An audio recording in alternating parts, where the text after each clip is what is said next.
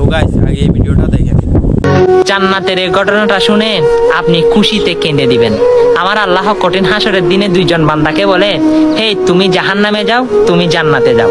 যে কে জান্নাতি বলেছে সে দূরে দূরে জান্নাতের মধ্যে ঢুকে যাবে, আর যে জাহান্নামে যেতে বলছে সেও দূরে দূরে জাহান্নামের দিকে ধাবিত হতে লাগলো। তখন আমার আল্লাহ খেয়াল করলো, তখন জিব্রাইলকে বলে, জিব্রাইল ও কি জাহান্নাম ছিলে না, ও এইরকম দূর দিল যে, তখন ওকে আবার ডাকো। তখন ডেকে আনলো। তখন আল্লাহ জিজ্ঞাসা করে, হে বান্দা তুমি জাহান্নামে এত বই সম্পর্কে তোমার ধারণা নাই, তুমি কি মনে করো? তখন সে বান্দা বলে, আল্লাহ দুনিয়া থাকাকালীন আপনার কথা শুনি নাই, হাসরের ময়দানে কোটি কোটি নবী রাসূল এবং মাকলুকাত সহ তাদের সামনে যদি আমি আপনার কথা শুনে যদি দৌড়িয়ে জাহান্নামে না যাই, কেমন দেখা যায়? আমার আল্লাহ বলে, হে বান্দা তুমি দুনিয়াতে আমাকে এত ভালোবাসা দাও নাই, হাসরের ময়দানে এসে এত ভালোবাসা দিয়েছ, যাও সেটাল সব হচ্ছে তোমাকে আবার জান্নাতে পুনরায় দিয়ে দিলাম। সুবহানাল্লাহ। তখন দৌড়ে দৌড়ে তিনি জান্নাতের মধ্যে প্রবেশ করবেন। হ্যাঁ, সেটি আমার আল্লাহ এত দয়াবান।